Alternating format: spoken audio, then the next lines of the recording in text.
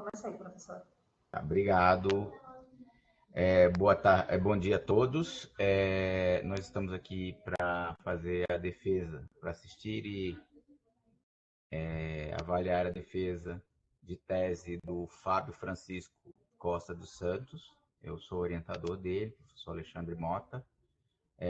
O título da tese é Os Desafios das Metodologias Ativas para o Ensino na área das Tecnologia de Informação e Comunicação, estudo do caso Apple Developer Academy. Fazem parte da banca o professor Hamilton José Mendes da Silva, professor Lisandro Granville e professor Manuel Santana Cardoso. Tá?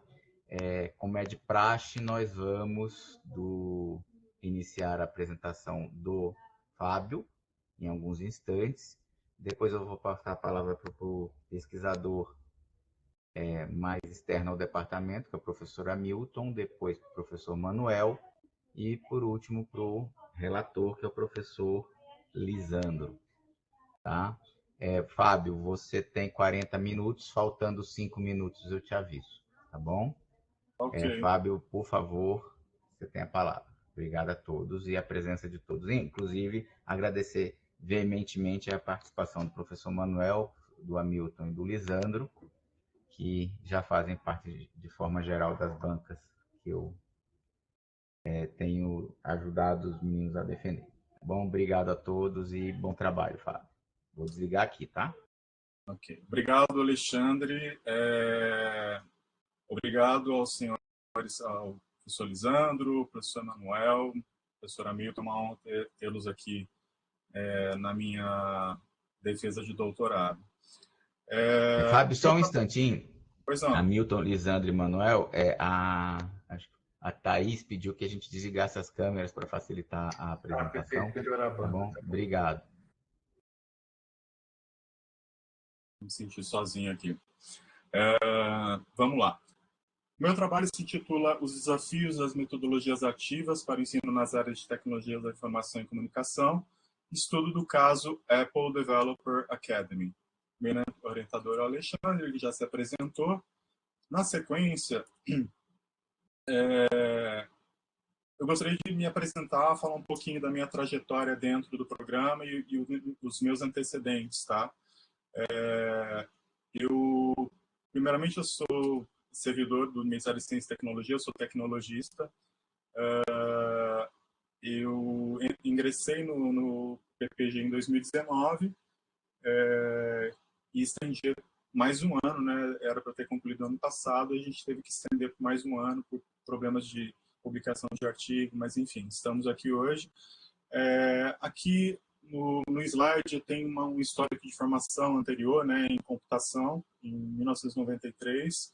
Também sou ator, né, sou formado pelo SENAC e pela Escola de Arte Dramática da USP. Tenho especialização em arte e educação pela UNB, em 2010, e recentemente meu mestrado, né, em políticas públicas pelo Centro Unieuro. Né? Eu consegui ingressar no mesmo ano, então eu emendei aí praticamente o meu mestrado com doutorado. E em 2019, né, teve a entrada no PPG, né, no programa. Eu tive aproveitamento de algumas disciplinas como aluno especial. Eu tive aproveitamento também de créditos do mestrado e foi aprovado a proficiência em inglês, espanhol, e o projeto foi aprovado pelo Comitê de Ética. O meu trabalho, eu percebi que ele requeria um conhecimento de inglês um pouco mais avançado, né? E eu tive a oportunidade de estudar no Canadá durante 2 meses para melhorar o meu inglês. Também fiz um curso, né, relativo ao meu trabalho, né, que é a Inquiry Based Learning, na Universidade de Texas, à distância. Em 2020, cumpri alguns créditos, né? 2021, apresentei o seminário discente, que é obrigatório. Tive o primeiro artigo publicado, né, no Fórum de Metodologias Ativas da FATEC, né, São Paulo, no CESO. 2022, publicação do segundo artigo na revista Temas em Educação, ele tem qualis A4, e a totalização de créditos no programa foram 24. Esse ano, houve a submissão do terceiro artigo numa revista A1, né, da PUC Paraná, e o artigo que eu havia publicado em 2021, como ele não tinha qualis, a gente resolveu publicar numa revista que tivesse qualis, né, uma revista B3. Então, ele foi publicado na revista, né, ele estava só nos anais do fórum e agora ele está publicado. Estamos aqui no momento da defesa, né, a qualificação já foi feita alguns meses atrás. Bom, antes de falar sobre o projeto, eu queria mostrar em vídeo, né, do que se refere ao meu projeto. Só vou trocar de tela aqui.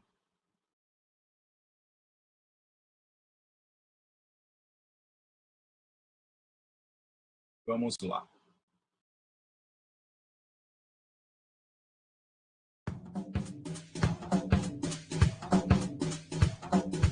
Amanda estuda design. Ariel faz gastronomia. Matheus é biólogo. Letícia é da computação. E o Joaquim? Bom, o Joaquim é um pouquinho de cada um. Joaquim aprendeu programação com a Letícia, que aprendeu a projetar com Ariel, que ensinou negócios para Matheus, que aprendeu a falar em público com todo mundo. Com a Amanda, eles formaram uma equipe. Esportes, cidades inteligentes, parques. Parques? Pesada, e se a gente construísse um parque? E se o celular fosse um parque? Um parque de bolso? Acho que travou. Não é que podem comprar parques. Como a gente faz isso? Eles pesquisaram, rabiscaram, organizaram, perguntaram, experimentaram, prototiparam, testaram, rodaram e, ufa, publicaram. O primeiro app.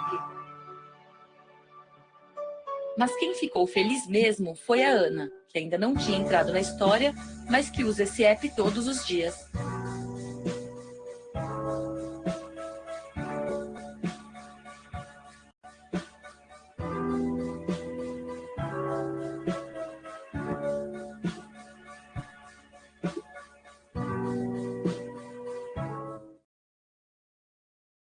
Ok.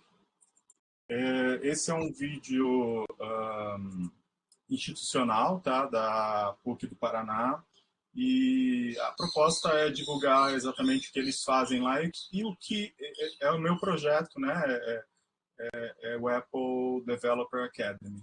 Deixa eu voltar aqui para a apresentação. Então, o que eu percebi? Eu precisava entender como o projeto se conta para a gente, como ele se apresenta, tá? Então, eu fui direto no site do órgão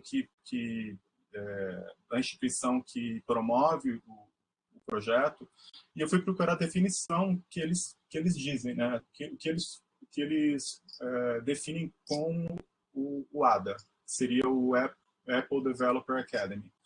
Com foco no protagonismo de quem está aprendendo, a Academy faz uso da metodologia de aprendizagem baseada em desafios. Deixei grifado aqui, a gente gravar essa informação. Ou Challenge-Based Learning. Sempre seremos desafiados a resolver problemas reais enquanto aprendemos sobre programação, design, negócios, soft skills e tudo mais. Então, a partir dessas premissas, eu decidi buscar um caminho em tentar identificar o que seria aprendizagem baseada em desafios e o que seriam problemas reais. O que está por trás disso, né? O que move esse projeto. Tá? Então, a gente tem aqui o meu problema de pesquisa, tá? Seria: é possível utilizar metodologias ativas para o ensino nas áreas das TICs? Tá? A hipótese que eu levantei, né, que sim, que é possível e que, além de ser possível, é essencial, né, para o desenvolvimento do aluno.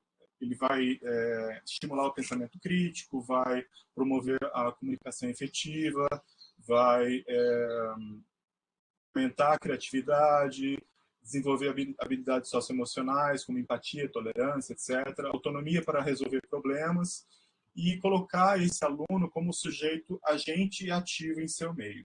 Tá? Essa é a minha hipótese, né? Quais são os objetivos desse projeto? Então, a gente tem um objetivo geral, que seria analisar as metodologias ativas como ferramentas de ensino-aprendizagem para a área das TICs, tendo como foco a experiência proporcionada pelo Apple Developer Academy. Esse é o objetivo geral. Objetivos específicos, a gente dividiu em 3 partes, tá? O primeiro objetivo específico seria identificar e examinar as metodologias que se baseiam no aprendizado conectado à resolução de problemas reais. Lembra que o projeto se apresentou, né, como vou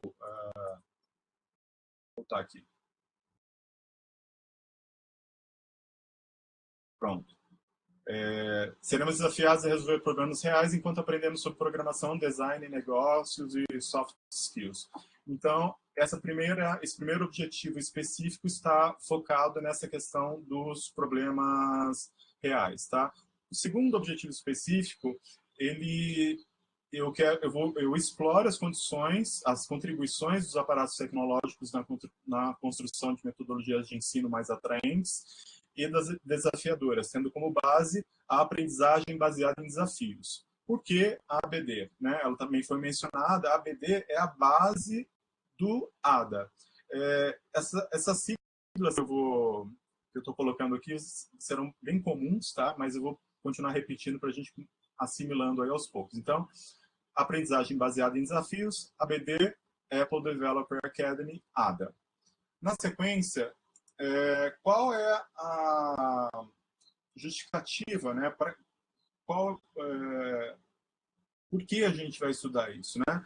O contexto das metodologias discutidas nessa tese tem sido frequentemente estudado na atualidade, destacando a importância da formação do aluno enquanto sujeito ativo, integrado e capaz no meio social. Ademais, ressalta-se a relevância social e acadêmica do trabalho, cuja proposta oferece a possibilidade de melhorias nos processos de ensino-aprendizagem, não somente para a área das TICs, mas também em todas as áreas. Tá? Eu trago aqui a fundamentação teórica, né?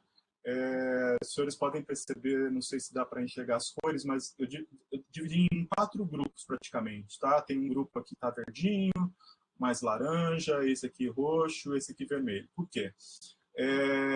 Basicamente, a minha fundamentação teórica, né, eu não gosto de separar em caixinhas, eu entendo como se fossem camadas, tá? São camadas de áreas de conhecimento. Então, a gente tem uma área mais sociológica, mais filosófica, depois uma outra camada ligada à educação em geral, uma terceira camada ligada às metodologias ativas, né, de aprendizagem, e uma última camada, especificamente a ABD. Ela mereceu existe uma gama de autores que são os precursores, né, dessa metodologia, então eles estão nessa última coluna. Primeiro vamos falar do Bauman, né, do Zygmunt Bauman. Como eu comentei na minha qualificação, eu sou muito suspeito para falar do Bauman.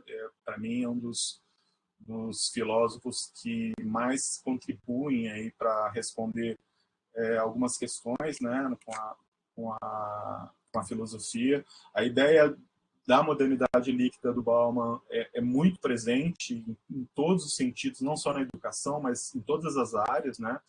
E o Bauman, ele traz, né, eu busco no Bauman a ideia dessa sociedade cheia de incertezas, que é fluida, a gente não tem mais estruturas duradouras, né, em qualquer campo, e isso inclui a educação, né? Eu me sirvo do Bauman para justificar a questão do ensino em relação à modernidade, né? Quando você tem maneiras novas de tem fontes novas de conhecimento, você tem que mudar a sua maneira de ensinar, né? Não cabe mais aquela história do professor, aí é uma questão pessoal minha, mas não cabe mais a história do professor dizendo que não pode usar o celular na minha sala. Não, o problema não é o celular, o problema é ele. Ele precisa mudar o seu jeito de ensinar e incluir essa sociedade que ele faz parte, né? Bom, enfim, uma segunda camada aqui, a gente vai falar de Paulo Freire, né? John Dewey e Piaget. Os três, eles dialogam de uma maneira muito interessante, né? Então, eu me utilizo em Paulo Freire da questão da educação libertadora, né? Quando ele estimula o pensamento criativo, ele faz com que o aluno trabalhe em equipe, né? E faça essa descoberta do conhecimento através da prática, né? E isso promove a transformação da realidade dele. John Dewey também tem a valorização da experiência do aluno, né? O fato dele trazer os problemas e aprender com a realidade dele faz com que haja um ganho de qualidade no aprendizado. E, por último, a gente tem o Piaget, né, na área da educação, e ele coloca uma coisa muito importante na relação da abordagem construtivista, né, da interação do sujeito-objeto. O sujeito, enquanto que aprende, né, há uma constante interação com o objeto do conhecimento. Então, ele diz que a aprendizagem só acontece assim, dessa maneira, dessa interação desse sujeito com o objeto, tá? E o conhecimento é construído através dessa interação. Eu trago nessa terceira camada autores que trazem a ideia de metodologias ativas, né? Principalmente a Neuzi Berbel, que fala sobre pertencimento, né? Ela traz a teoria da problematização, ou o arco de Magalhães, a gente vai ver mais para frente. E Moran, Bender e a Lilian Bassic são focados também na aprendizagem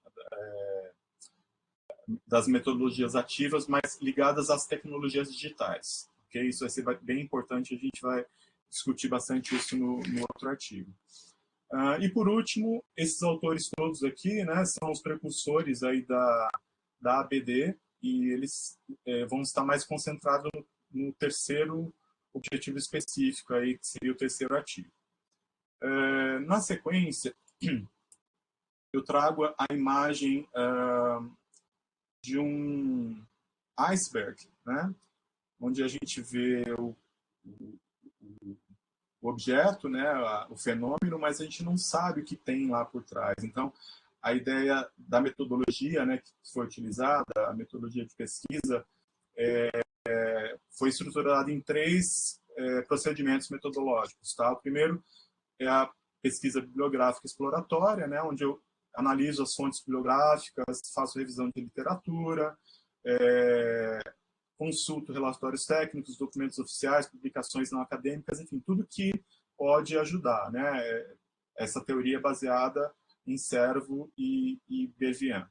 Também de Servo e Bervian, eu trago a ideia da pesquisa descritiva documental, né? Que são fontes de dados secundários, cujo objetivo é enriquecer o trabalho com informações específicas, né? Onde eu posso categorizar, descrever, mapear relações e identificar alguns padrões. E, por último, né, eu me servi da ideia de estudo de caso único, né, proposta pelo Wynne, e esse estudo de caso ele tem por objetivo, né, obter as diversas informações do fenômeno, nesse caso o Apple Developer Academy, tais como registro de execução, descrição de eventos, ações e resultados. Esse procedimento permite uma compreensão mais aprofundada do problema, ao aglutinar dados de várias fontes, além de fortalecer a validação dos achados. Tá? Esse procedimento eu utilizo bastante no terceiro artigo. Na sequência, eu vou explicar como é que foi organizada a minha tese. Tá? Tem a imagem aqui de um quebra-cabeça, né, esses capítulos ligados aqui à tese. Então, nós temos aqui um primeiro capítulo que se chama Resolução de Problemas Reais, onde eu investigo, né, as metodologias, né, que se utilizam de problemas reais. Então, aqui desse lado a gente tem primeiro objetivo específico, que já foi falado, e aqui o que foi produzido, né, o artigo O Mundo Real como Força Motriz nas Metodologias Ativas. A gente vai ver em detalhes cada um deles, tá?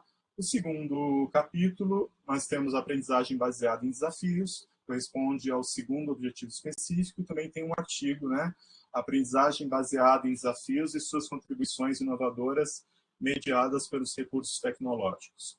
E, por fim, o artigo, digamos assim, mais complexo, né, onde eu vou examinar aí o ADA, né, que se chama a metodologia do ADA. Ele corresponde ao terceiro objetivo específico e foi confeccionado o artigo Apple Developer Academy e os desafios na formação em tecnologias da informação e comunicação. Okay? Na sequência, quanto tempo tem aqui? 20 minutos. Eu tenho aqui, é muita informação, né, mas é o sumário que está na minha tese, né? Então ele tem lá uma parte que é a apresentação, a introdução, objetivo, justificativa, fundamentação teórica, que é praticamente o que eu já falei, né? Metodologia e organização da tese. E aí nós temos os 3 capítulos, né? Eu preferi organizar dessa maneira, eu acho que fica mais claro dentro da tese, ao invés de fazer apenso. Eu acho que fica meio problemática a questão dos itens e da numeração. Então, eu tenho esses 3 capítulos e cada capítulo corresponde a um artigo. Tá, ok? São 3 artigos no final e temos as referências que foram aglutinadas. Então, temos as referências do primeiro capítulo, do segundo e do terceiro no final da tese. Aqui a gente vai falar agora especificamente sobre cada artigo, tá? Eu utilizei aqui um método de Mason, né? Uma pessoa que desenvolveu essa apresentação, né? Que ele chama de matriz de amarração, onde a gente tem aqui em cima o nome do artigo, tá? Aqui eu tenho o status de publicação desse artigo. Então, o primeiro artigo, Mundo Real, ele foi publicado em 2021 nos anais do Fórum de Metodologias Ativas, né, do Centro Paulo Souza de São Paulo, e foi publicado esse ano na revista Cognition News, que tem Qualis B3, na nova avaliação Qualis. Então, vamos lá. O objetivo específico desse artigo, né, examinar aquilo que a gente já falou, né, as metodologias ativas que se baseiam em aprendizado conectado a problemas reais. Eu utilizei como metodologia a pesquisa bibliográfica exploratória. Principais fontes, né? Então, a gente tem a Lilian Bassic, Morin, eu falo do Bauman também, Paulo Freire, todos aqueles autores, né? Aqui a gente tem a parte que eu vou me aprofundar mais aqui, que são os achados desse artigo, né? Então, esse artigo, ele traz basicamente 3 metodologias que eu foquei, né? Na verdade, seriam 4, mas a quarta mereceu um destaque especial, que seria a aprendizagem baseada em desafios. Então, ela ficou um artigo separado, né? Então, primeiro a gente tem como achado, né, as premissas e estrutura da aprendizagem baseada em problemas. Eu vou clicar aqui para a gente entender, né?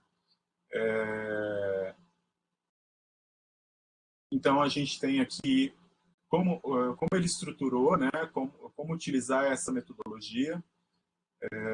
Então, prepara a aula, define o problema, análise do problema, ele declara o problema com os alunos. Tudo isso é feito de maneira conjunta, e aí a gente tem a ideia do professor orientador. A gente já parte de uma ideia que ele não é o protagonista aí do aprendizado, tá?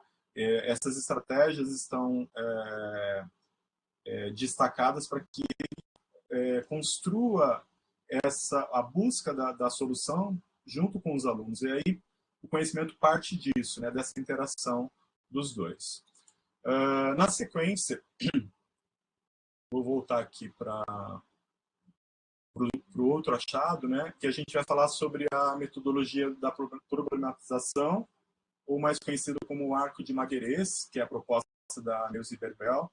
Também ele possui uma ideia baseada na realidade. Então, a partir da realidade, você observa, você destaca os pontos chaves, você teoriza sobre aquele problema, traz hipóteses de solução e aplica a realidade, né? A proposta dela é bem interessante porque não vem daquele conhecimento que você não consegue enxergar onde ele vai se encaixar, e é um conhecimento ligado a problema real, tá? Então é o segundo caso que eu analisei. E no terceiro, que a gente tem a aprendizagem baseada em projetos, tá? Detalhe que a aprendizagem baseada em projetos, ela não foi traduzida, tá? Assim, em termos de sigla, então ela ficou o nome original mesmo, PBL, né? Problem Based Learning. Basicamente, ela traz o conceito do William Bender, né? É a mesma ideia, né? Tem uma questão motriz, aí tem uma questão âncora, né? Um objeto âncora, seja em que você vai se basear para se inspirar na busca de uma solução.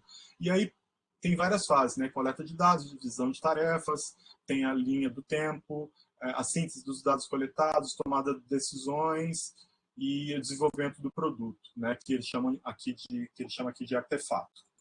Então, nós temos esses três achados nesse artigo, né?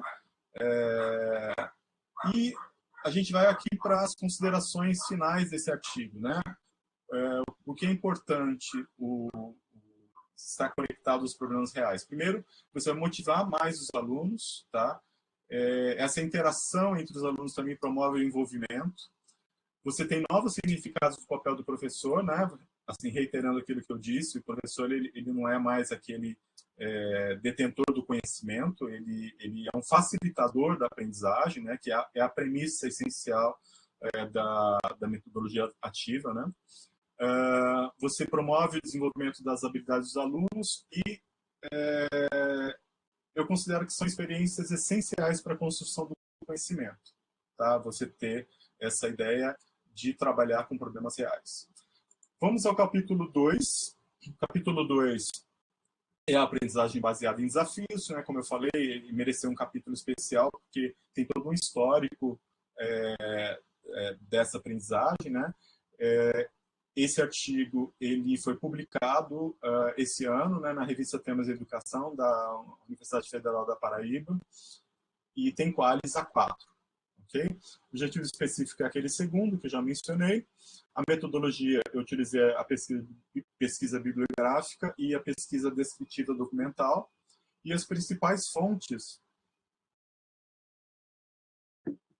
foram os documentos da Apple, né? Detalhe que esses documentos não têm praticamente tradução, então eu tive que buscar na fonte, né, como eles elaboraram esses documentos. E tem vários autores aí que também dão suporte, né, para os meus argumentos, né?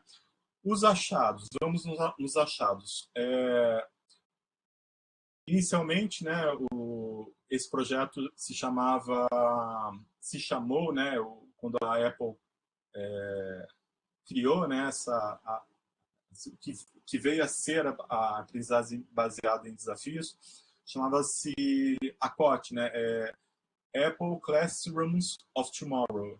Esse projeto durou 10 anos, né, em que eles aplicavam isso nas escolas. A ideia inicial era apresentar o que era um computador para os alunos que era uma coisa nova, enfim. Depois desses 10 anos, né, eles resolveram reavaliar o que eles haviam feito. A gente tem aqui uma publicação, um gráfico que eu fiz, né, que eu acho muito interessante, assim, que dá para a gente entender qual é, a base dessa ideia, né, de modelos. Do lado esquerdo, nós temos o modelo instrucional, que é o convencional, tá? E do lado direito, a gente tem o modelo construtivista. Então, para vocês terem uma ideia, né, a atividade em sala de aula no modelo instrucional é centrada no professor, né, na didática. No modelo construtivista, ela é centrada no aluno e ela é interativa. O papel do professor, ele é um contador de fatos, sempre é o especialista. No caso do modelo construtivista, né, o professor é colaborador e, às vezes, o aprendiz. Olha que interessante. O papel do aluno, né, no modelo instrucional, é o ouvinte, ele é sempre o aprendiz. O papel do aluno no modelo construtivista, ele é o colaborador, ele às vezes é o especialista, e assim vai. A ênfase instrucional, né, hoje que eu digo assim, tradicionalmente as escolas utilizam a ideia de fatos, de memorização, né, tem uma ênfase voltada para isso. E no caso do modelo proposto, né, a ênfase está nas relações, está na indagação, na intervenção, na transformação dos fatos, enfim, na qualidade de compreensão. Então, as ideias, né, foram apareceram propostas novas, né, de educação, né? Por último, aqui a gente tem, por exemplo, o uso da tecnologia, né? No modelo instrucional, nós temos exercício de repetição e prática, botar o aluno para digitar coisas, etc. No modelo construtivista, né, construcional, a ideia da tecnologia é comunicar, colaborar, ter acesso à informação, à expressão, quer dizer, o aluno ele não fica restrito a apenas utilizar aquilo como meio, mas ele utiliza na forma de disseminar informações, em contatar outras fontes de pesquisa e assim vai.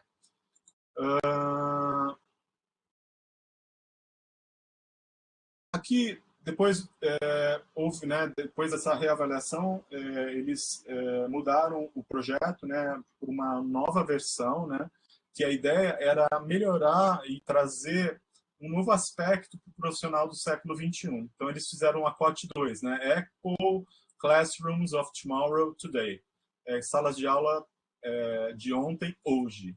Okay? Mais ou menos isso a tradução. Qual era a base disso? Né? Primeiro, a questão da globalização, né? Aumentou a competição, a interdependência. Né? Outra maneira, né, que determina como que justifica essa mudança de aprendizagem é a ideia de como as pessoas aprendem. Né? Novas pesquisas sobre como as pessoas aprendem. E inovações tecnológicas, né? Permitem o ensino e aprendizagem mais engajados e fornecem acesso 24 horas por dia, 7 dias por semana, a conteúdos e pessoas. Então, com base nessa ideia, né, a continuidade desse projeto inicial da Apple gerou o que a gente chama hoje de ABD, que é a aprendizagem baseada em desafios. Tá? Então, aqui eu trago aqui a estrutura final, né, como ficou a estrutura final da ABD. Então, ela começa com o engajamento dos alunos, né? Existe uma ideia que o próprio aluno traz, essa ideia é identificada a essência da ideia e é proposto um desafio. Tá? Depois disso, existe uma fase de investigação, onde os alunos desenvolvem experiências, contextualizam, né, essas experiências e fazem uma pesquisa rigorosa. Né? Existem questões guias como suporte para essa investigação, atividades guia e análise de resultados. E, por último, ação. Seria a implementação e avaliação disso tudo. E detalhe que, em volta, né, a gente pode observar que nós temos o tempo todo, né, documentar, refletir, compartilhar, documentar, refletir, compartilhar. Quer dizer, em nenhum momento esse ciclo se interrompe. Né? Todos sabem em que ponto está o projeto, como está a aprendizagem. Isso é um feedback muito importante também para os professores, né? Para entender como eles estão reagindo aí à assimilação dos conteúdos propostos. Tá? Bom, quais são as considerações que eu trago? Né? A ABD é um processo evolutivo, né? Para chegar nesse gráfico, a gente teve todo esse processo anterior, né? De mudança, né? De modelos de educação. A COT, né? Que é a primeira ideia, né? Ela era focada em tecnologia, como eu falei, a Apple queria disseminar seus produtos, e o modelo ACOT 2 estava mais focado no mercado, né? Assim, nós precisamos de profissionais para suprir esse mercado, porque nós não temos, né? E tinha uma certa, eu discuto isso no meu artigo, mas existia uma certa evasão de alunos, falta de interesse, então houve uma preocupação do governo americano em estimular isso, tá? A ABD promove práticas interdisciplinares, isso é muito interessante, a gente vai ver no último artigo, né? E ela tem uma natureza construtivista, né? Ela se ampara na interação dos alunos, ok? Por último, vamos ao terceiro capítulo, né? Seria a metodologia do ADA. Esse terceiro artigo, ele traz, ele procura responder, né, ao terceiro objetivo específico, né? Ele foi submetido esse ano, eu consultei essa semana, ele está em análise, né? Acho que um dos avaliadores perdeu o prazo, então aí acaba tendo uma nova rodada, mas ele está em análise, né? Uma revista de Qualis A1, né? Da PUC do Paraná, revista Diálogo Educacional. Então ele procura responder ao terceiro objetivo específico. A metodologia, né, que eu utilizei é o estudo de caso único, porque o ADA, né, não existe precedente no mundo, né, ele iniciou no Brasil e é um caso específico. Então, eu fui investigar os documentos que nós temos sobre esse projeto e fiz também essa pesquisa descritiva documental, né, uma análise mais aprofundada também dos resultados. Principais fontes, né? A Apple, com certeza. A gente tem a legislação brasileira, né? Tem alguns autores que são especificamente ligados à metodologia, né? ADA. Só para não passar despercebido, né? Eu falei do Apple Developer Academy. Ele começou como BPID, tá? Brazilian Education Program for iOS Development. Ou seja, era um projeto focado na capacitação para desenvolvedores iOS, aplicativos para celulares, para equipamentos Mac, né, tablets, etc. Então, depois de um certo tempo, eles mudaram o nome porque teve uma dimensão muito grande, e a gente vai ver que foi um projeto assim bem interessante a nível mundial. Achados desse artigo, né? Então a gente identificou as diretrizes do ADA, né? Como ele funciona. Aqui eu trago nos resultados, né, as instituições e alunos que participaram. Então, inicialmente é um projeto que foi aprovado lá no Ministério, é um projeto relacionado a esse tipo de capacitação, né? Foram selecionadas aí o total de 13 instituições, algumas saíram, outras foram substituídas, mas a ideia era que se montassem centros de treinamento em universidades, né, em espaços que já existiam. Houve um critério para a escolha dessas universidades, né? Um dos critérios foi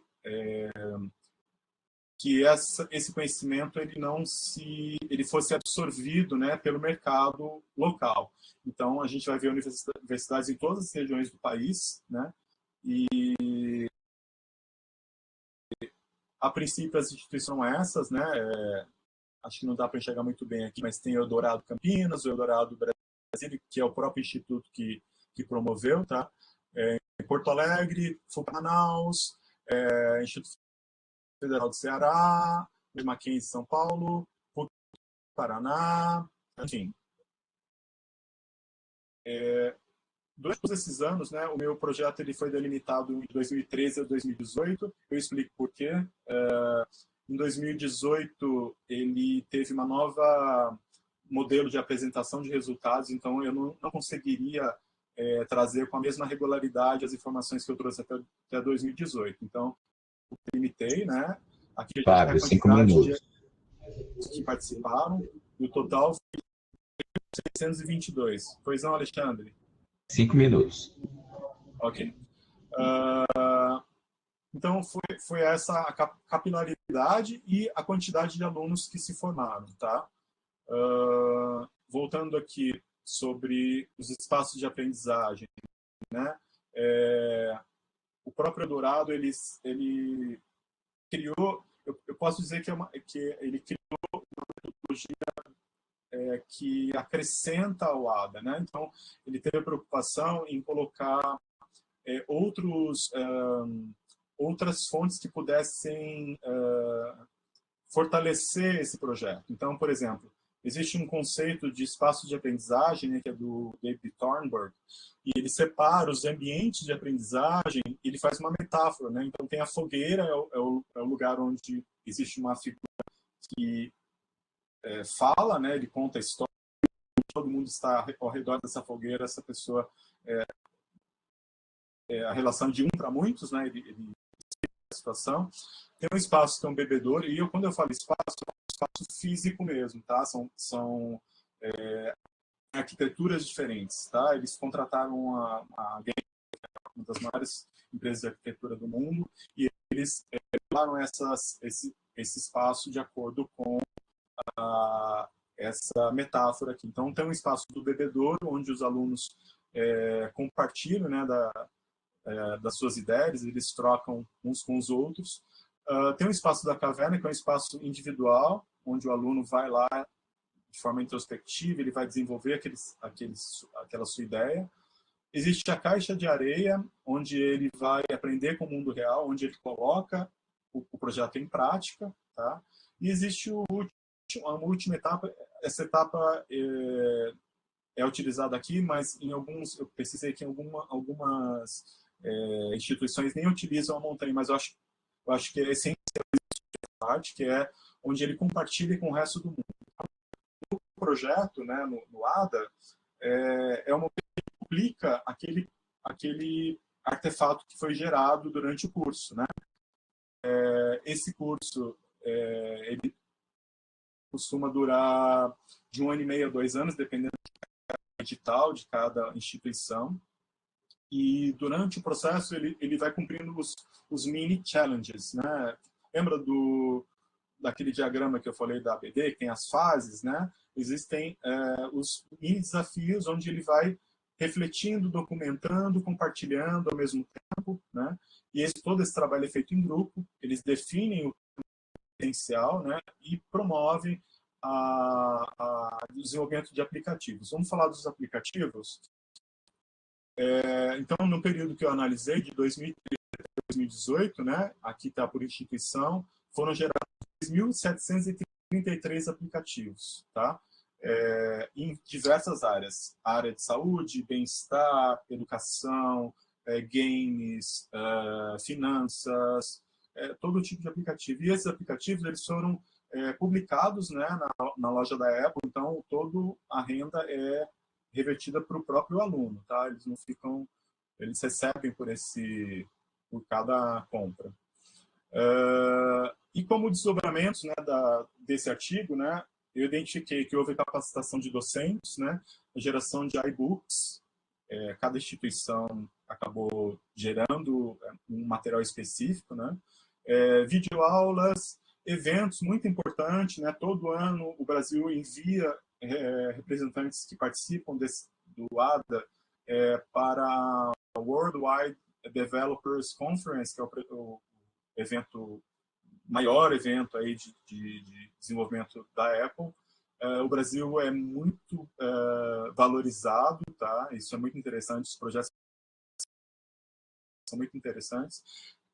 Eu identifiquei também trabalho de conclusão de curso, né? Muitos TCCs, como desdobramento, né, do projeto, artigos científicos publicados, a criação de startups, tá? Empresas que começaram aí com esse projeto, e outros centros de formação no mundo, né? Eu vou trazer aqui um mapa porque como o Brasil é o pioneiro, né, com essas unidades aqui, hoje, atualmente, né, são 10 unidades que estão trabalhando, né, em vários estados.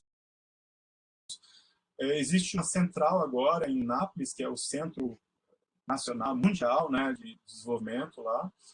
Tem uma unidade na Arábia Saudita, acho que são 3 na Indonésia, uma na Coreia do Sul e uma que está inaugurando em Boston, nos Estados Unidos.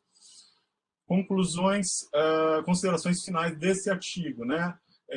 É um método inovador, né? O aluno é o protagonista do aprendizado. A capacitação desse aluno é muito abrangente, né? Durante o curso ele escolhe aí qual é a trilha que ele quer percorrer, então tem a trilha de design e a trilha de programação. Então, ele aprende conteúdos muito específicos e importantes para o desenvolvimento profissional dele.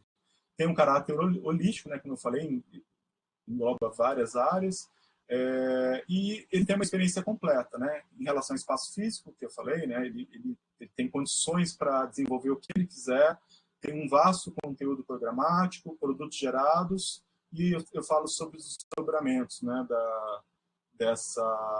desse artigo. Finalizando, né, as considerações finais da minha tese, né, eu considero o ADA, né, uma oportunidade única, né, uma abordagem inovadora. Ela pode fornecer experiência diferenciada aos alunos. Eu trago uma reflexão sobre a evolução da educação pareada à evolução da tecnologia, né? Isso é extremamente importante. Não dá para se falar hoje em educação, em tecnologia, sem a educação estar ali no mesmo nível, né? Em termos de pensamento, de políticas públicas. Eu falo também, né, sobre sugiro, né, a formulação de políticas públicas para essas novas metodologias.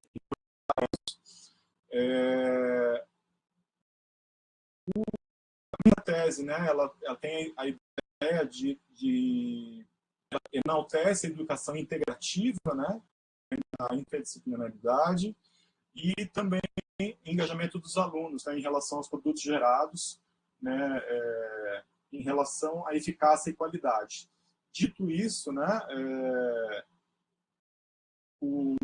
eu chego na comprovação da hipótese, né, que eu supus, né, no começo, né, então a validação da proposição, e eu trago uma sugestão de desdobramentos para avaliar os dados qualitativos, porque eu não trago aqui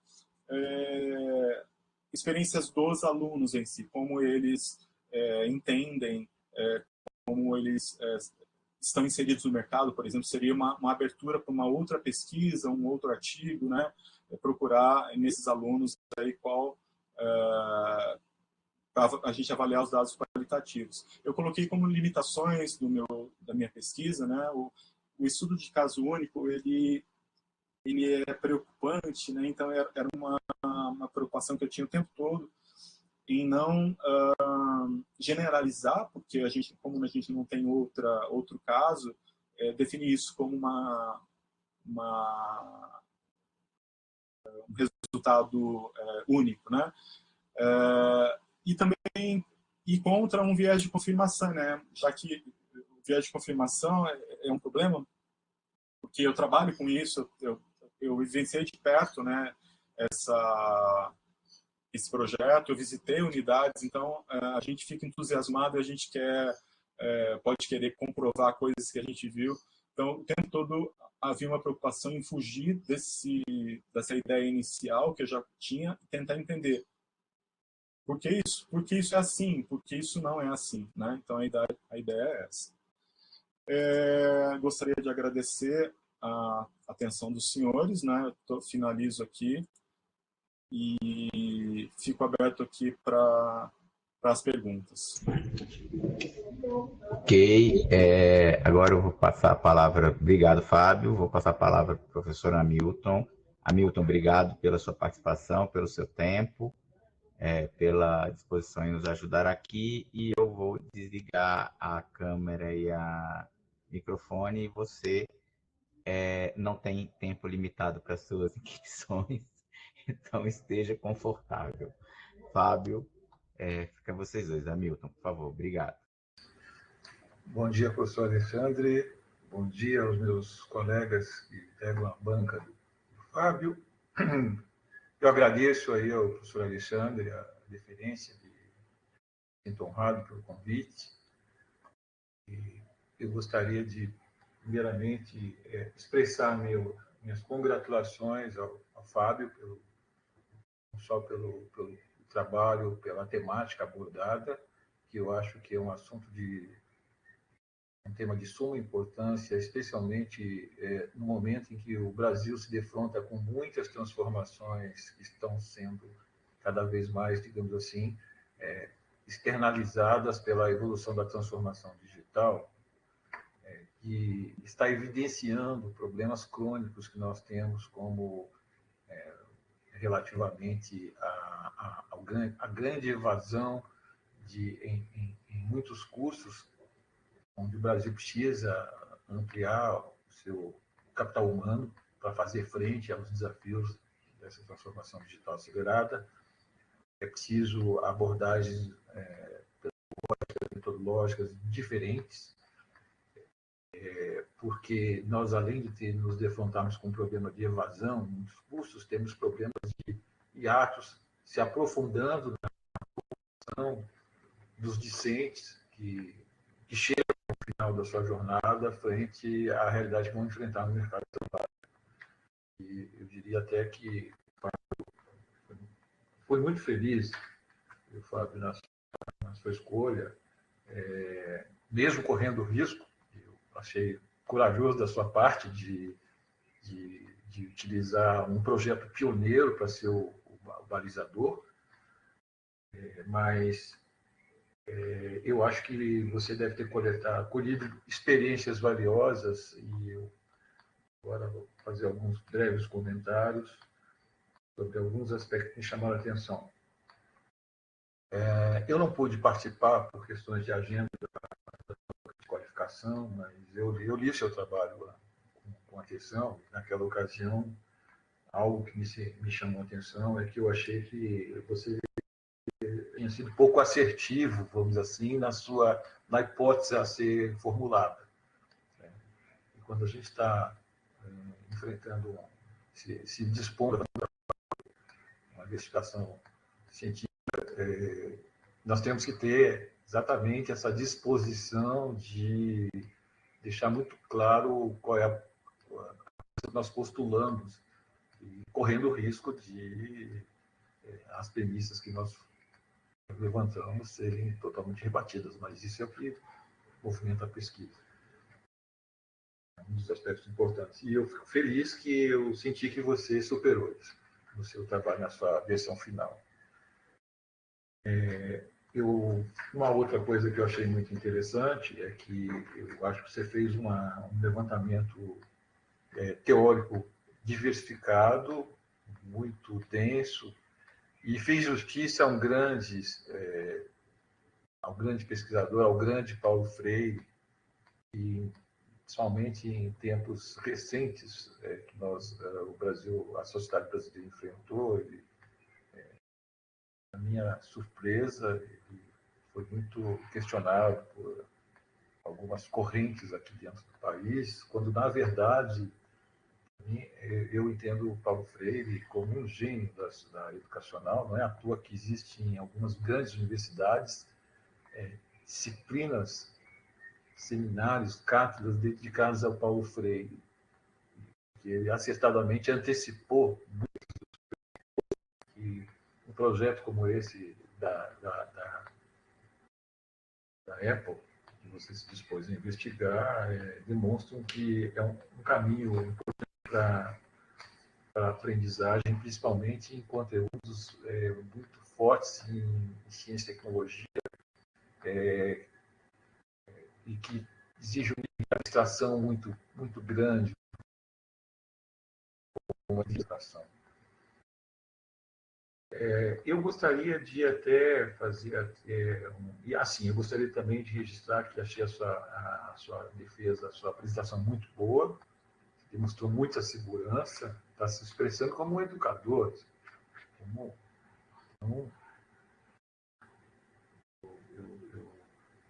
quero te deixar muito otimista quanto ao como é que vai ser o final desse debate, mas eu senti bastante segurança. A maneira como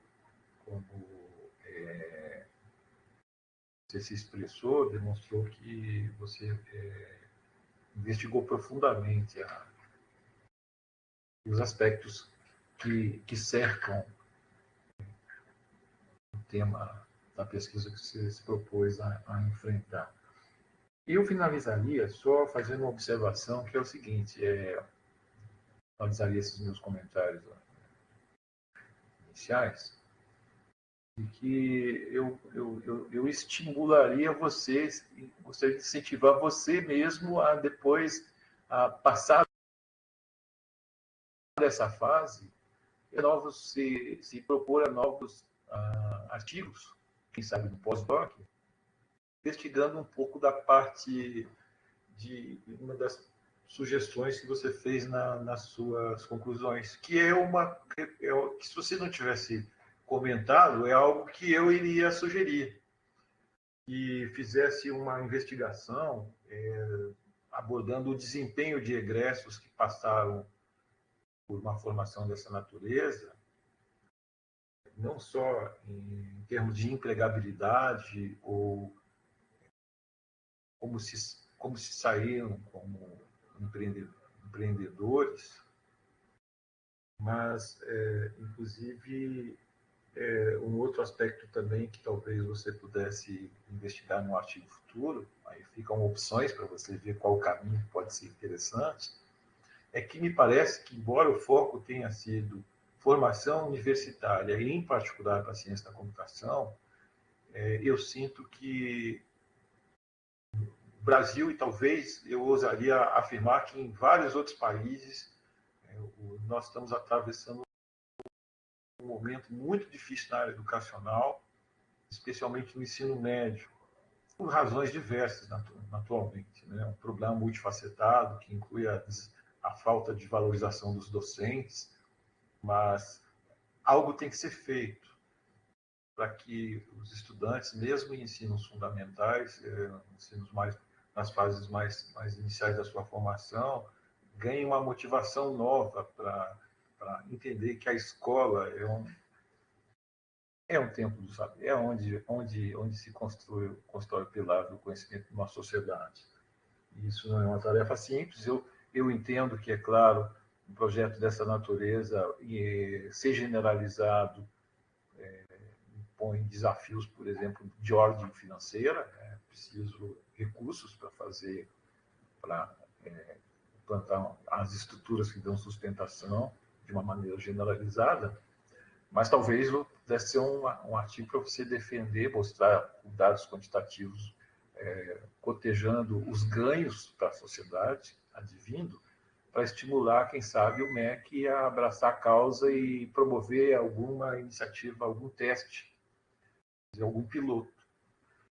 Até porque nós estamos no meio de uma discussão aí que foi temporariamente pausada, mas deve ser retomada, da revisão do ensino médio. Então, pode ser uma boa oportunidade para se considerar que uma abordagem de ensino dessa natureza é importante, inclusive, para o ensino médio, para outros níveis. Né? Então, é isso que eu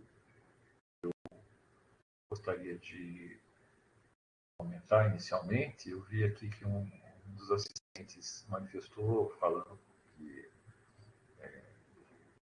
Paulo Freire teve poucos trabalhos da computação. Na realidade, ele foi um educador. Os ensinamentos que ele postulou são aplicáveis a quaisquer campos do saber, inclusive computação. Obrigado pela oportunidade, professor Alexandre, e sucesso, Fábio. Deixa eu iniciar aqui, peraí. Obrigado, professor Hamilton. Fábio, você gostaria de se manifestar? Não. Enfim, não quero falar nada, não. O Milton falou tudo.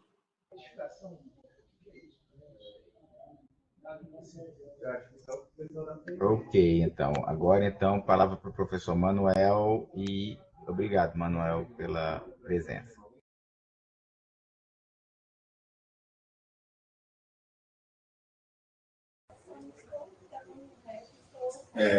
Bom dia a todos, bom dia a todas, bom dia Alexandre, Fábio, colega da banca, professor Lisandro, professor Hamilton. Tá? Primeiramente, queria agradecer, né, a possibilidade de participar aqui da tua banca. Lembrando que você foi meu aluno, tive a honra de trabalhar contigo, então, no início a gente aguardava, tínhamos a expectativa de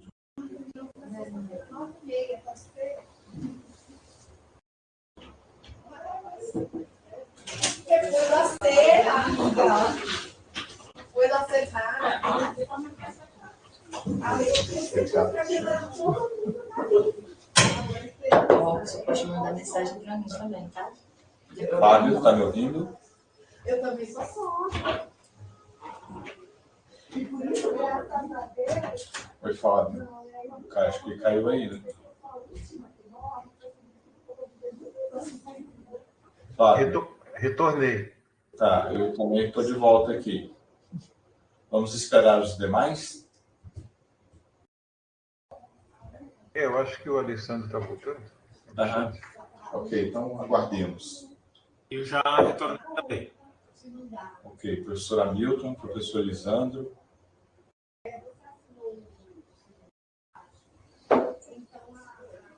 Guardar Alexandre. Alexandre, acho que... Não, Alexandre está fora ainda.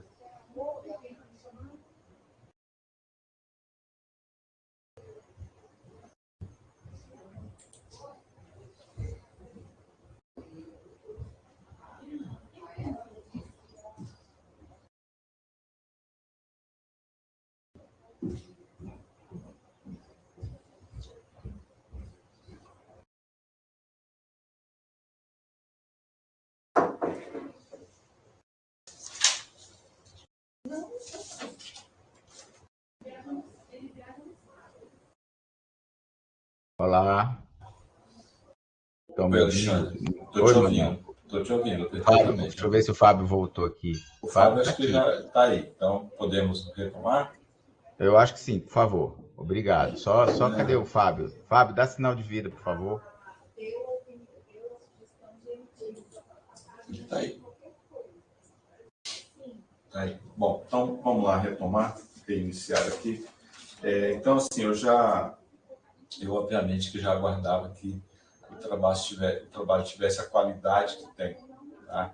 E aí, pegando por esse gancho, a primeira coisa que eu queria dizer é a qualidade do texto. Né? Eu acho que isso é muito importante.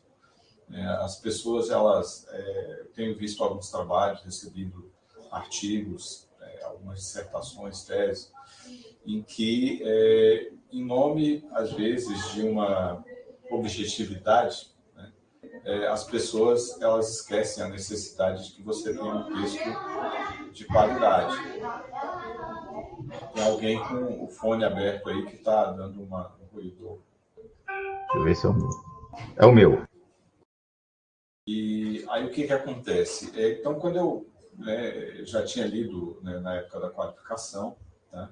E agora, né, eu vi que essa questão foi muito bem cuidada, né, por você, pelo Alexandre, e obviamente que eu não esperaria nada diferente. Então, parabenizo a você e ao meu querido amigo Alexandre, né, pela qualidade do trabalho que você colocou aqui para que a gente lesse. Tá? Em relação à tese, Fábio, a primeira coisa que me deixou feliz foi ver que você adotou uma sugestão minha, né, de trazer o Christensen para essa discussão, né, que é um autor importante, é um autor cuja... olha ele aí, né, um autor que eu acho que é negligenciado aqui no Brasil, né, um dos grandes teóricos da inovação, não só teórico, né, ele leva a inovação na prática, né, é uma autoridade no campo da inovação e também, né, dessas metodologias ativas, né, o Christensen é o cara que vai levar isso para a Universidade de Harvard e faz toda a diferença lá dentro. Então, fiquei muito feliz de ver que você adotou a minha sugestão, né, e trouxe o Christensen aqui para a nossa conversa, para o nosso diálogo. Uma coisa, assim, eu quero te dizer que a sua tese ela me impactou, né? Depois da qualificação, eu tive a oportunidade de visitar uma sala Apple em uma das instituições, né? Inclusive acho que é uma das que estão aqui citadas, né? E o que acontece? Eu lá pude ter uma visão até mais crítica, né? E mais instigante, né? A partir da leitura que eu havia feito do teu trabalho. Então foi muito legal, eu vi o seu trabalho na prática, né? Assim, diante de mim, né? Eu vi os alunos ali naquela discussão, naquela busca, né? Por entender melhor a realidade onde eles estão, a partir de problemas, né, que são postos, né, pela realidade, pela sociedade, como que isso deve ser enfrentado.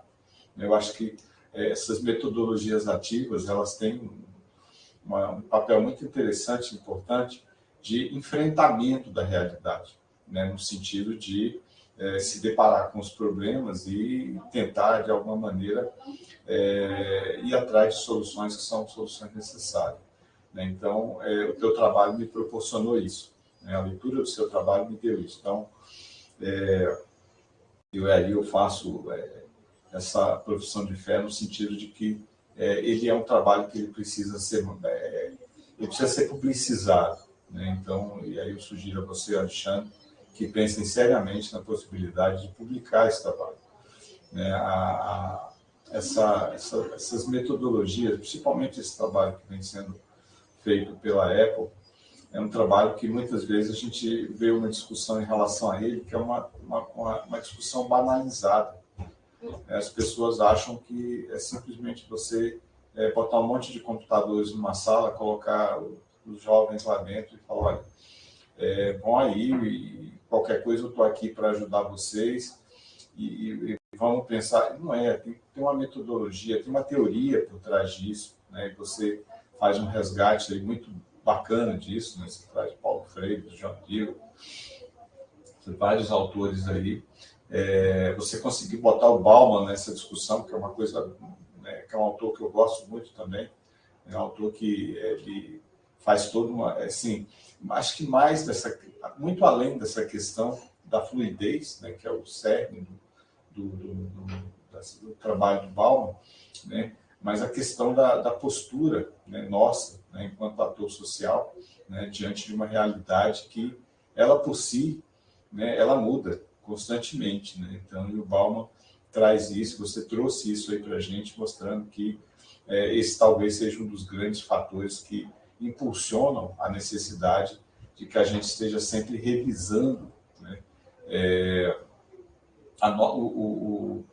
o nosso diálogo com essa sociedade. Então, estou fazendo todo esse preâmbulo aqui para dizer que, então, assim, eu gostei do trabalho, eu percebo que houve uma tentativa muito bem sucedida da sua parte de entender essas questões e traduzir isso num trabalho que é isso que a gente está aí diante.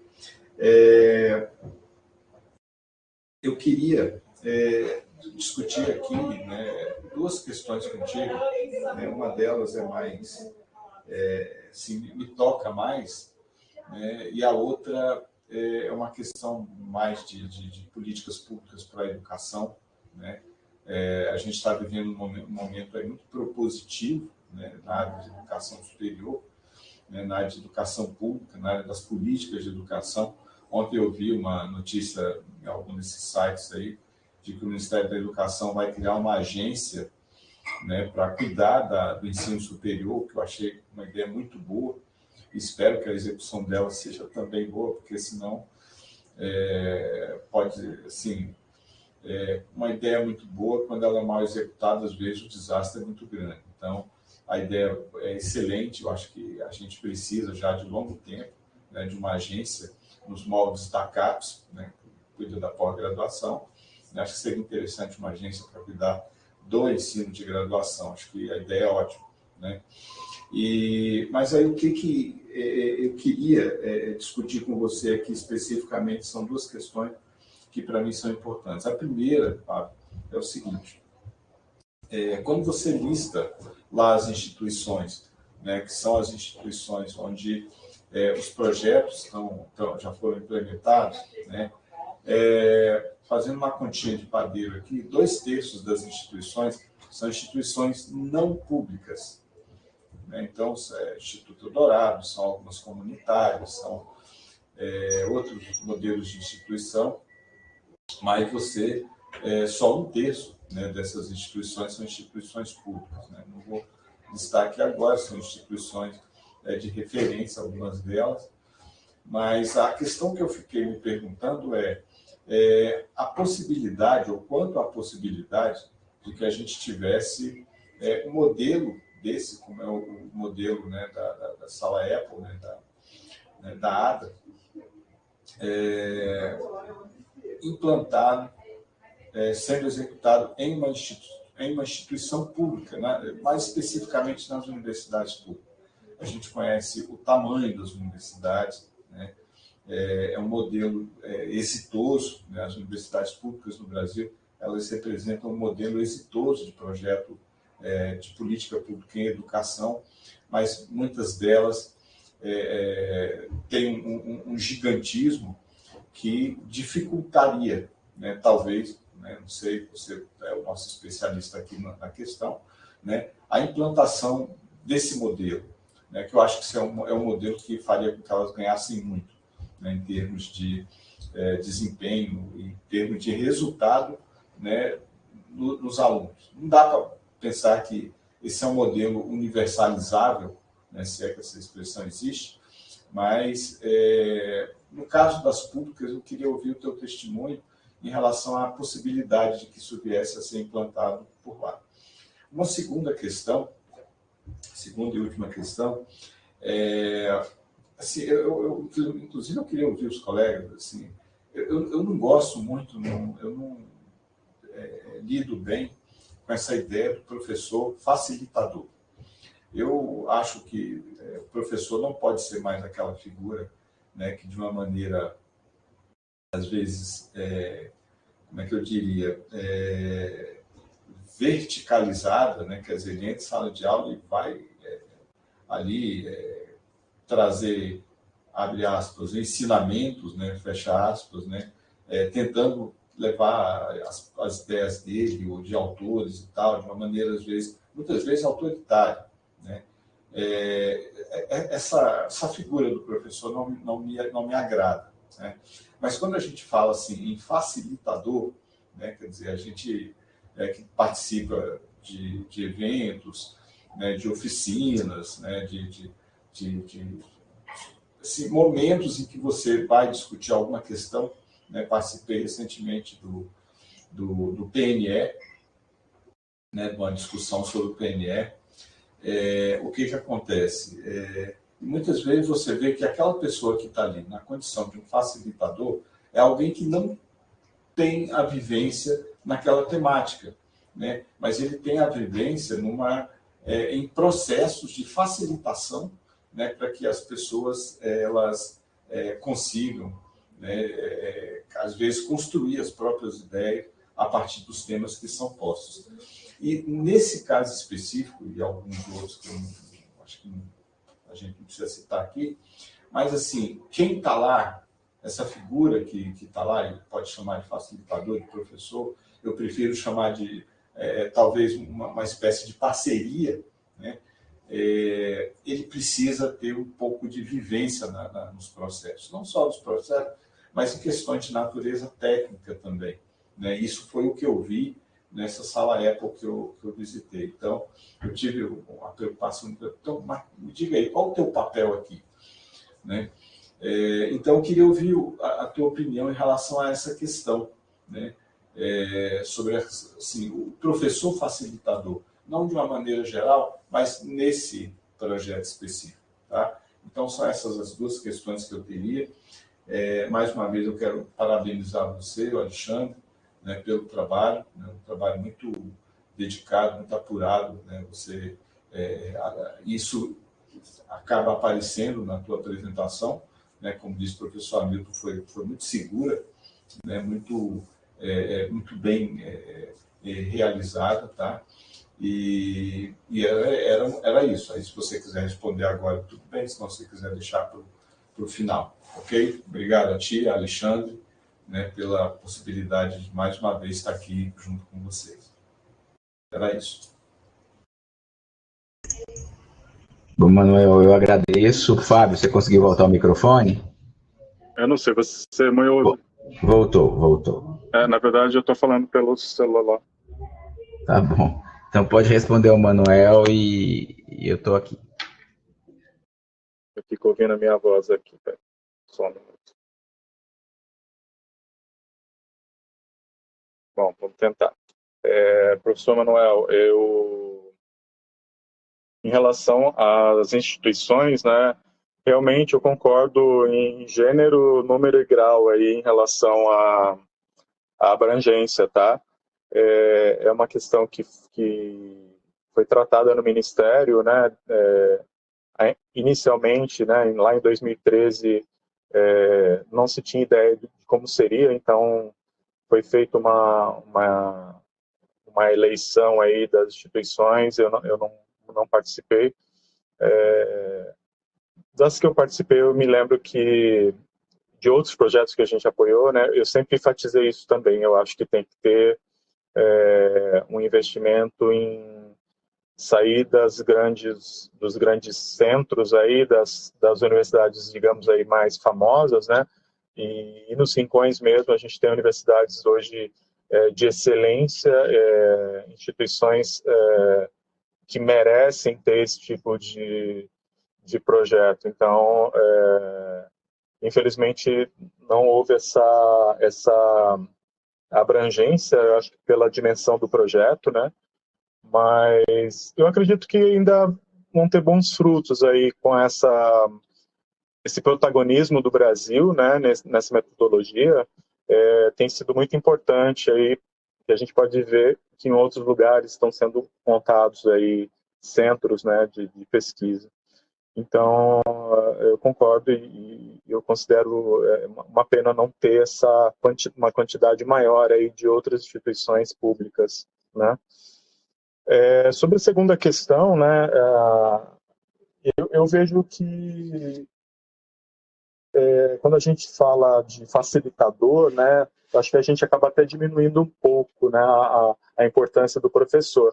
Mas acho que a ideia, o que a gente tem que trazer de lição dessa ideia de orientador, né, é que ele não é mais o dono da razão, né? Não faz mais sentido você depositar nas mãos desse professor um conhecimento, sendo que o aluno, num clique no celular, ele acha a informação. Então, o professor ele tem que criar oportunidades para que ele consiga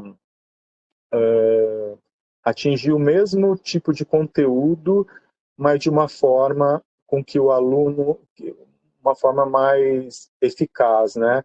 A gente eu ia até citar na minha tese, mas eu achei melhor não entrar, né? Tem o cone da aprendizagem. A gente aprende muito mais ensinando do que lendo, do que ouvindo, do que escrevendo, né? O momento em que o aprendiz ele vai à frente e conta o que ele sabe ou compartilha do conhecimento, ele aprende muito mais. Eu acho que a ideia desse professor facilitador é esse professor que instiga, sabe? É o professor que está atento aí às necessidades aí do aluno e não desperdiça as oportunidades de aprendizado. É mais nesse sentido, é o que eu penso sobre isso. Tá bom? Manuel, um comentário? Alexandre, Fábio, não, plenamente satisfeito, né? Só, como é que eu diria? Só essa questão das universidades, né? Acho que seria uma coisa muito boa, né, se mais universidades públicas, mais instituições públicas pudessem abrigar, né, eu diria, projetos como esse, né? Acho que é uma coisa muito, como eu falei, muito instigante, né, e de grande relevância. É isso. Obrigado, Fábio, pelas respostas. Hamilton, por favor, levantou a mão. É só uma breve contribuição aí, Alexandre, auxiliando aí a informação do professor Manuel. Esse projeto da Apple ele foi inspirador de um outro projeto que a MCTI está conduzindo, intitulado Residência em TIC, não nos mesmos moldes, mas que tenta reforçar, levar para um maior número de instituições essa premissa de estimular o aprendizado por meio da abordagem de desafios. E, nesse caso, nós estamos com a meta de atingir pelo menos 30 mil estudantes no país inteiro. E aí fazendo uma diversificação das instituições envolvidas no projeto. E uma das maneiras que eu acompanhei uma parte lá dos primórdios do projeto da Apple, uma das razões da escolha pelo perfil de instituições apresentadas foi um pouco mais até em função da celeridade da implantação do projeto na época, a implementação, que as universidades maiores, digamos, públicas, havia os prazos para tomadas de certas decisões, onde assim estavam prejudicando um pouco a implementação do projeto para o cronograma que a empresa ambicionava. Acredito que hoje, alguns até casos de sucesso, como o IFETS, Instituto Federal do Ceará, a Universidade Federal de Pernambuco, isso talvez venha a ser rapidamente superado, porque eu acho que hoje, mesmo as grandes federais, mais ágil tratar projetos que tenham um enfoque diferente da sua prática acadêmica já consolidada.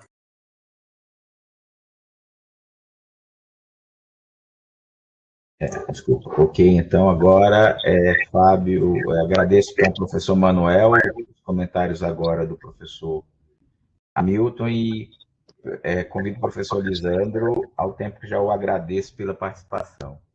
Lisandro, por favor. Bom, na verdade, sou eu que agradeço o convite. Obrigado, Alexandre, por me dar a oportunidade de eu participar dessa segunda etapa da tua caminhada em rumo ao doutorado, né? Os meus comentários, eles vão ser proporcionalmente mais curtos à última vez que eu participei contigo, porque eu queria mais enfatizar assim, que eu gostei muito como o professor Manuel falou, gostei muito de ver que fica claro assim, que tu levou em consideração as nossas observações quando tu fez a defesa da proposta de tese, né? Não que seja uma obrigação, mas é esperado, e eu achei que tu cumpriu muito bem essa parte de levar em consideração. Certamente teve comentários que a gente fez, que eu mesmo tenho feito na banca, que tu tenha compilado junto com a Alexandre de alguma forma particular de vocês, mas isso faz parte do processo.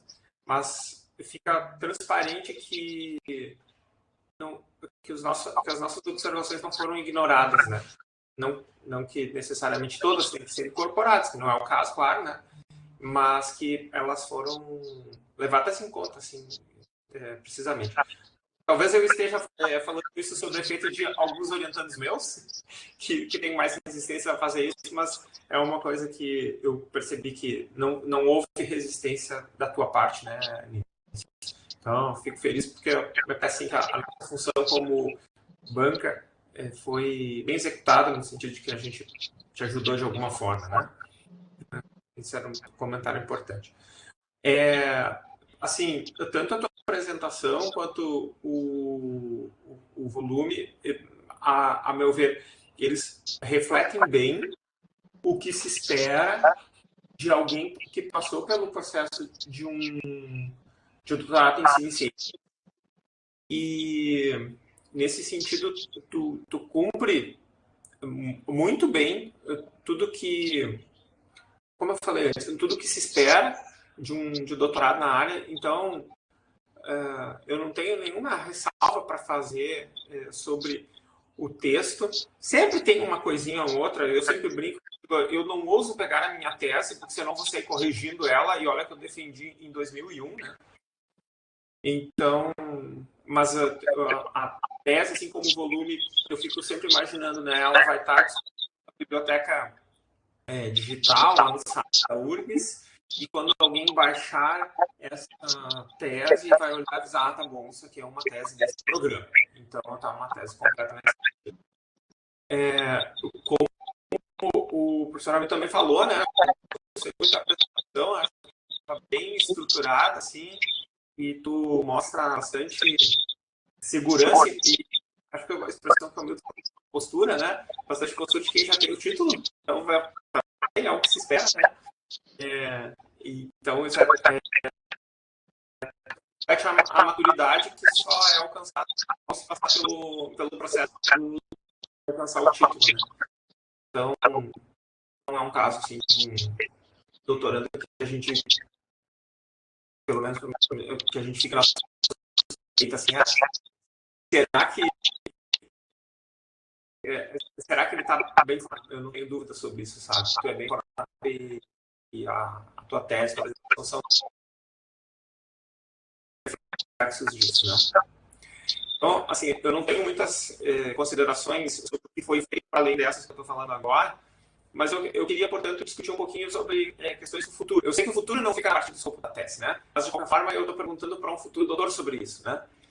Então, a minha primeira pergunta em relação a isso para ti é assim, se tu fosse iniciar, eu sei que tu tem lá as observações de trabalho, tudo, mas eu quero ouvir de ti, né? Se tu fosse iniciar hoje um trabalho nessa mesma área, que fosse continuação do que tu fez, o que tu farias? O que seria, se tu tivesse o azar de estar iniciando o doutorado agora e tu se deparasse com a tua tese, né? O que seriam os teus passos para o futuro? Você disse, eu considerando a minha tese, considerando que... Quando tu iniciou o teu trabalho, o estado da arte era 1. A tua tese avançou o estado da arte em um certo grau. E agora o estado da arte, por conta da tua tese, ele é a mais avançado do que ele era quando iniciou. Aí imagina que chega tu mesmo, agora, com a tua experiência, só que diante desse novo estado da arte, o que tu pensaria que seria um bom avanço desse estado da arte atual para um próximo estágio, a partir da tua experiência agora como quase doutor? Acho que eu entendi, assim, mais ou menos, mas, assim, foi um grande desafio. Eu não imaginava que eu ia encontrar esse horizonte fosse tão extenso, né? Então, teve horas que eu até decidi trocar de tema, decidi trocar de coisa. Aí fui falar com o Alexandre, e o Alexandre é aquela pessoa que bota a gente no chão, né? E fala, não, para com essa ideia maluca. Então a gente começa a abrir as caixinhas e tentar, e aí tem que fechar, porque não é o meu objetivo. Mas, assim, em termos falando de continuidade, eu acredito que seria por esse caminho que eu apontei até, em termos de entender o que se passa aí em termos de qualidade, né, a cabeça desses egressos do curso, e investigar com mais profundidade aí, a repercussão do projeto, porque eu acho que falta também para a gente, brasileiro, cacarejar, né? Bota o ovo, mas não cacareja. Eu acho que com esse trabalho sendo publicado pelo menos esses 3 artigos, né? Eu espero que tenha um retorno e que a gente possa valorizar mais os trabalhos que a gente faz e que hajam outras oportunidades de avanço, né, dessa ideia brasileira, né, que começou aqui e está se expandindo no mundo, né? Mas nesse sentido, não sei se eu respondi a tua pergunta, mas a ideia é essa. Não, tá jóia. Respondeu sim. Obrigado. Eu acho que também é o tipo de resposta que só consegue fazer quem passou pelo doutorado. Mas então, tá jóia. Não, era isso. Como eu mencionei antes, eu não tinha muito mais a acrescentar em relação ao que os colegas comentaram. Então, Alexandre, de novo, obrigado. Parabéns, Fábio. Eu sei que chegar nesse ponto não é fácil, né? Antes eu falei da minha tese, né? O doutorado em algum nível deixa traumas. Então, espero que tu não esteja tão traumatizado, mas faz parte do processo. Obrigado. Obrigado. Na minha modesta opinião, o mestrado deixa muito mais traumas. Eu sou traumatizado com o meu. Eu convido os professores, por favor, a aparecerem nas câmeras, por favor, os membros da banca. Bom, deixa eu ver se o Manuel está aí. Estou aqui.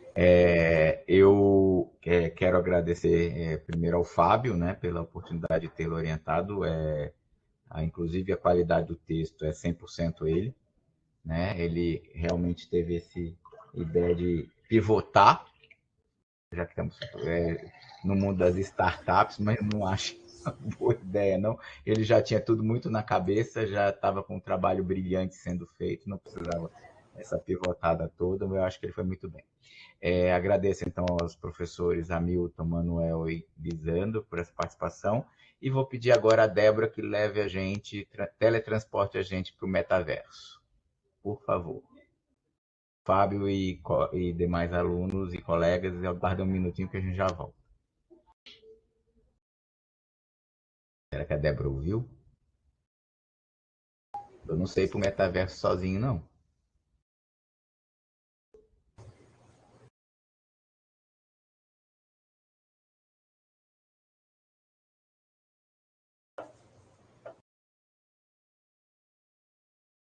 Vamos ver aqui se tem algum jeito da gente ir?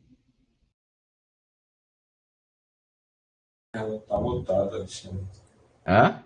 Ela está mutada. Eu estou vendo aqui. Débora, está ouvindo a gente? Débora.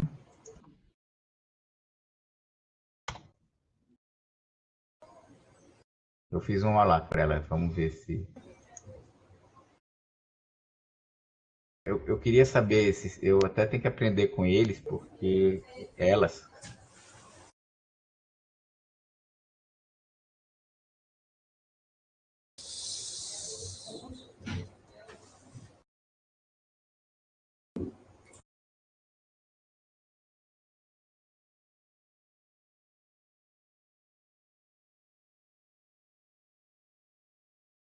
Uai, eu fiquei mudo.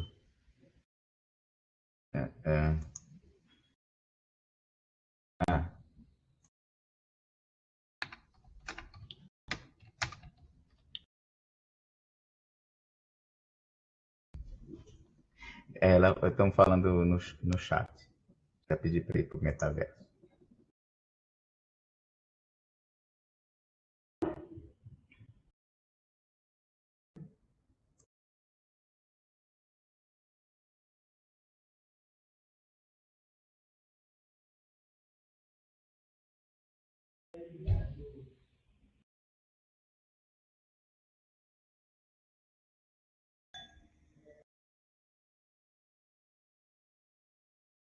Lisandro, você me confia da RNP, porque é igualzinho.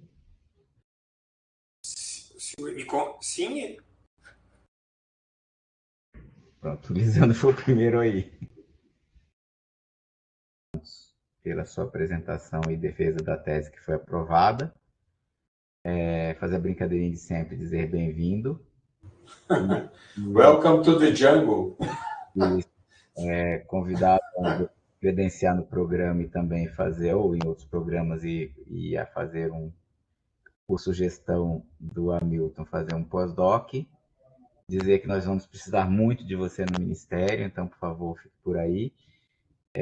Eu já preciso. E, no mais, eu agradeço e passo a palavra aos professores e a assistência se quiserem fazer algum comentário, senão eu parto para o encerramento. Então, para as despedidas finais, professor Hamilton. Mais uma vez, professor Alessandro, obrigado pelo convite. E muito bom estar ter a oportunidade de conhecer um trabalho com essa abordagem, com esse conteúdo. Parabéns ao novo doutor Fábio Santos, se desincumbiu com muita competência dessa pesquisa, um excelente trabalho. Eu espero que você use como inspiração para continuar pesquisas nessa área. Nós precisamos bastante de disseminar essas metodologias ativas no ensino brasileiro, particularmente no campo das exatas, mas não apenas. Eu acho que muitas outras áreas podem se beneficiar. Aliás, a experiência lá da Apple, você deve ter visto que uma das coisas interessantes foram turmas com estudantes das mais diversas formações, né, convivendo. Né? E faz todo sentido, né, no atual estágio da transformação digital. Nada mais a acrescentar, senão vou acabar me repetindo. Parabéns. Obrigado, Hamilton. Professor Manuel. Alexandre, Fábio, parabéns pelo trabalho, né? Excelente. Acho que trouxe perspectivas novas, né? Acho que alguém falou, acho que foi o Lisandro, você mexeu com o estado da arte aqui do processo todo. Eu acho que não tem muita coisa a falar mais, né? Além do que já foi dito aqui, né? Eu acho sim que você deve engatar em um pós-doc aí, acho que seria legal para ti, né? E sim, parabéns, cara.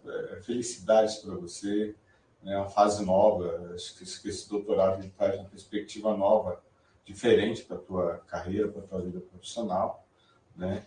E vamos em frente agora aí, né? Parabéns mais uma vez também. Obrigado a você e ao Alexandre por terem me trazido aqui para essa banca.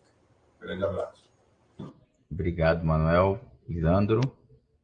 Eu também queria encerrar minha participação, agradecendo novamente o convite, dizendo que fiquei muito feliz de participar dessas etapas da defesa da proposta de tese, da tese. Como eu falei no comentário anterior, para mim a tese como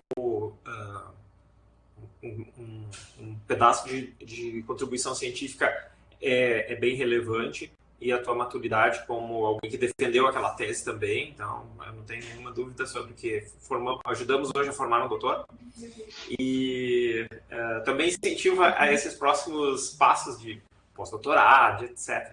Porque se a gente começar a pensar, não faz, né? Então é melhor não pensar e começar a fazer de uma vez. Era isso. Obrigado. Obrigado, Lisandro. Então, agora, finalmente, eu parabenizar Fábio. Foi um título obtido com muito sacrifício, então eu te dou os parabéns. Você fez muito, né? Muito mais do que um estudante de doutorado faz, né? Para a área. Você contribuiu bastante, tanto intelectualmente para você, quanto para a área, quanto para todos nós, né? Agradecer a honra de ter tido aqui o Hamilton, o Manuel e o Lisandro, e ter sido a honra também de ter sido seu orientador. Parabéns, obrigado, e você para encerrar agora.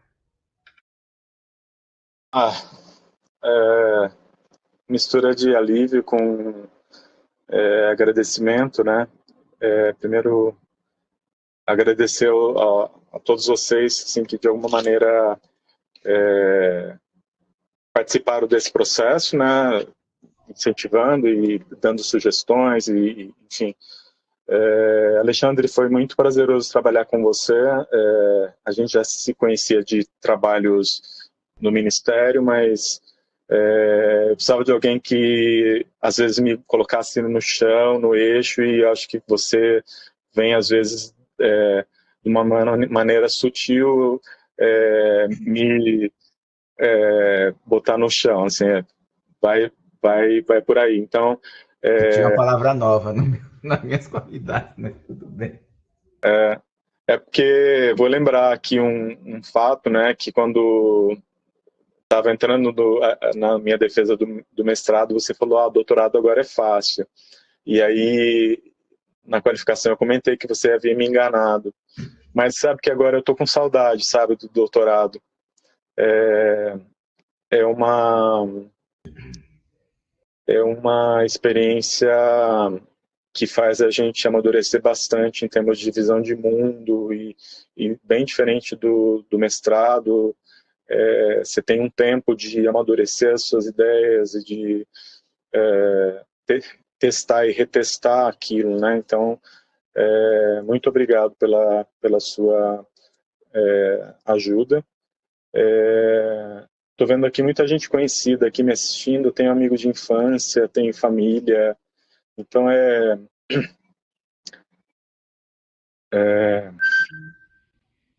um monte de gente que participou disso, né, de alguma maneira. Então é isso, gente, obrigado e até a próxima. Valeu. Então tá bom, gente. Obrigado a todos. E pedir para a Débora poder encerrar a gravação. E